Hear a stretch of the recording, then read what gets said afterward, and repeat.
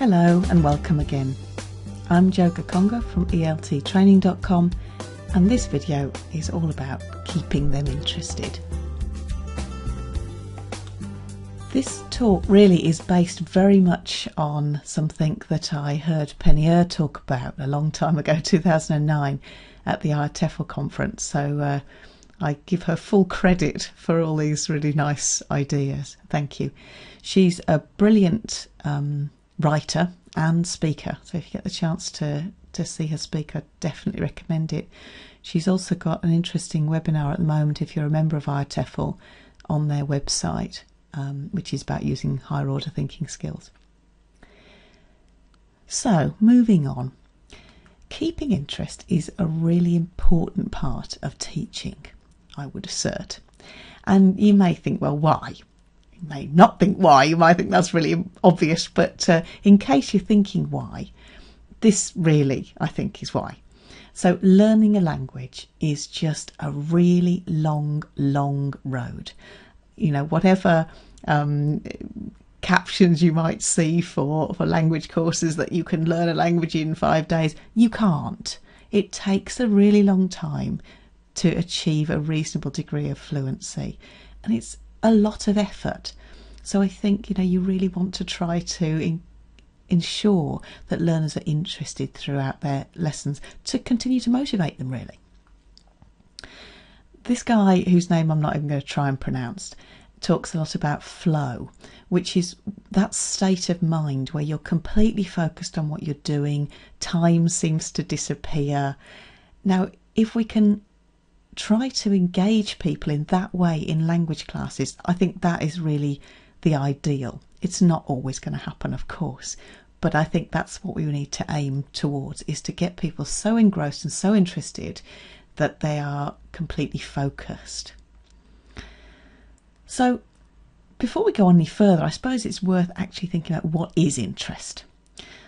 Penny talks about interest being voluntary attention. You've got to be listening and attending if you're going, if you're interested. That's a big part of it. There's also an involvement in a task. I think this is really crucial, particularly usually involved in a task with other people. I think that's also really key. And finally, of course, there has to be enjoyment. It doesn't have to have you rolling around in the aisles, but you do have to be enjoying what you're doing. That's important. So hopefully I've convinced you that keeping interest is important. So then, of course, the main question is how. And I'm going to talk today about 3 different ways. They're all kind of interrelated, I suppose, of doing this. One is adding a game-like element to exercises, particularly form-focused exercises. Using higher order thinking skills, what are called HOTS, H-O-T-S, you can see there. And also, of course, personalization, making it relevant to you. So we'll start by looking at this one, adding a game-like element, and let's give you an example so that you can see what I mean. Let's think about a traditional spelling test. The students sit individually with a paper and pencil. The teacher stands at the front, dictates the spellings, and the learners write them down. Quite daunting, I think, for a lot of learners. Now we can do the same thing in a different way. Now let's assume that we have these words. These are words that we've already taught in class. These aren't new words, these are words we've already taught that the learners have had spelling problems with, and we want to practice their spelling. So we're assuming that the objectives of this exercise are exactly the same. We want to make sure that they know how to spell these words. But instead of dictating them, let's do this a slightly different way. Let's say, look very carefully at these words for 2 minutes. I want you to look very carefully at these words for 2 minutes. Look at the bits that are difficult to spell. And when you've done that, I'm going to take them away. Now, with your partner, so work with the person next to you, I want you to write down the 10 words. There are 10 words there. Write them down. You have 3 minutes to do it. Go. Now you can guarantee that that is going to produce a much more interested response from your learners than sit, write down these words. Another way of doing it might be to show them the words like this, and again say, right, I want you to all look at the words carefully. You've got a minute, 2 minutes, whatever, to look at them carefully, look at the bits that are difficult. Okay, now I'm going to cover one up with the person next to you. Which one did I cover up, and can you spell it? Write it down. Now I'm going to cover up another one, or you could rub it out. Just rub it out on the board. Now I'm going to cover another one, and continue like this until you've got through them all. Again, you're making it a more game-like type of activity, and it'll be more interesting for them. So what makes it a game and not an exercise, or what makes that game like? I think the first thing really is that you've got an achievable task. You want it to be success orientated. You want them to be able to achieve this. And you've got a very clear end result. You know what it is. They know what it is they're supposed to do. You've got some kind of constraints. So any game has rules. With football, you have to get the ball into the goal, but you have to stay within the white lines. I know there are other rules. In classrooms, it might be as simple as just a time limit, or you can't look at them, for example. I'll take the words away. Something of that nature. There's some kind of constraint. There's collaboration. That, I think, is really crucial. It's not an individual sport. You're going to help the person next to you. They're going to help you. Something as simple as that will make a big difference. And there's full participation. So it's not the teacher at the front asking one learner, what's the answer to number 1? Okay, good. Answer number 2, another student, fine, good. You've got everybody being involved for as much of the class as you possibly can. I think that's really crucial. And these things lead to a rise in interest, hopefully. Here's another example of a very simple exercise, very normal thing to find in course books. You've got 4 different shops here, and we've got a range of things that you buy in these shops. And of course what you have to do is match the things that you buy to the shop. Okay, the learners can do that. It's not very exciting. But with a very small amount of tweaking, we can change that so that it is more interesting. One simple way is just to have a time constraint. Okay, you've got 2 minutes, go. Better still, with a partner, you've got 2 minutes, go. Better still, you've got, with a partner, which pair in the room can finish first, for example. But you could also do something else. Here, we've got all of the words on a piece of paper at the front of the room. Everybody's in pairs. The first person in the pair has to run to the front, read as many of them as they can and remember, and then they have to run back to their partner, dictate those things to their partner who writes them down, and then they have to run back and try and remember some more. Obviously they have to work together then to put them in the right place. So running dictation makes this a very simple activity, but it really adds energy to the classroom. Another way of adding interest is to use higher order thinking skills. So you might be saying, well, what do you mean by that?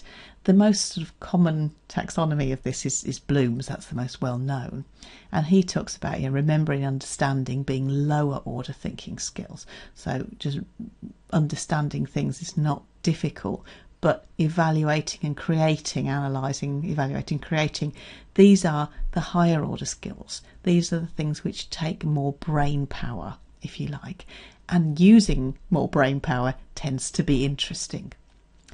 I think creativity here is really the key. If you can think of things which make people more creative, they'll generally be more interested. So again, here's another example for you. So a parts of the body activity, we've got a body, we've got some parts to it, write down the parts of the body. And the learners will happily sit and write down these parts of the body, no problem. So the aim of this is to make sure that they've remembered those parts of the body, but we can do this in a better way. This way involves only single responses. And single responses tend to lower interest. There's only one answer. I don't have to think about it very much unless I can't remember the parts of the body. I'm just using those lower order thinking skills of remembering. But if I use more open-ended responses, then I have to be more creative, and that's going to be more interesting. So for example, if you give them sentences like this, that they can fill in as they wish, then that's more creative. So they could create something which isn't very interesting. My eyes are blue, for example. But it could be that it's something like my eyes are red because I've been crying, or something like that. Or my favourite part of my body, I like that one, is my whatever, because whatever. So you've got them having to think about things a bit more, and really encourage them to be creative, encourage them to be funny, encourage them to be original. If you've got multiple creative responses, this will increase interest. It's better than just the remembering thing. Personalisation is the final thing that I want to talk about. So this is, again, a way of really increasing learners' interest, I think, in anything. What is the thing that it's most easy for you to talk about? Yourself. What do you know most about? Yourself. What do you like to talk about best? Yourself. And perfectly, it's a win-win situation. What does your partner want to know about most? You. You're the most interesting thing probably for your partner. So personalisation on all sorts of levels is really important. We could have a look at something like this. This is a really common kind of exercise from course books. This one's from the Skills for Life material in the UK. The objective of this is to practice these adverbs of time in 1995, now, next, then. And what we have to do is complete the paragraph about Mr. Hamid's education. So here's the paragraph. We've got a picture of Mr. Hamid there, and we know that he passed his high school diploma in 1995. Well, again, we can do this exercise. It's not so difficult, but we've got one single response that's right to it. And really, do I care about Mr. Hamid? I don't know him. He's almost certainly a fictional character. And really, do I have any interest in him? The answer is probably no. But with a very small amount of tweaking, we can use the same adverbial phrases, the same things that we want to teach them, we want them to practice. And instead of talking about Mr. Hamid, who we don't care about, we can write sentences about your life. And we can add a game-like element again and say, one must be a lie.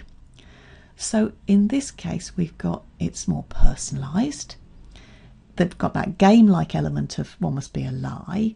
And of course, it's creative because it's giving you a real reason to think about something. There's multiple responses that are possible.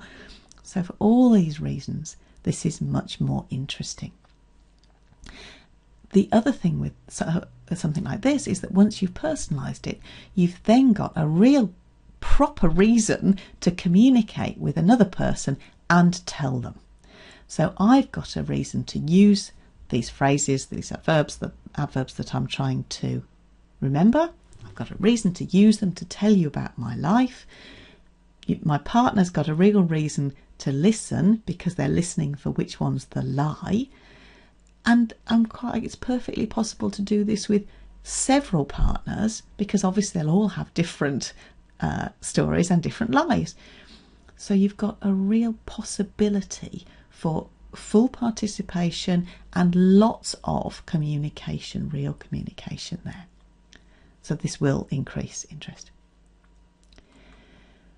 So with this, things which are more personalised, which are more creative, which involve more humour, and which involve more participation, will definitely increase the interest of activities. And I think hopefully you can see by the few things that I've shown you that this doesn't have to involve a huge amount of extra preparation at all. It's small tweaks of activities that are probably already there in your course book. So hopefully that's given you a bit of food for thought. I hope it's been interesting, and I'll see you in the next video. Thank you very much. Bye bye.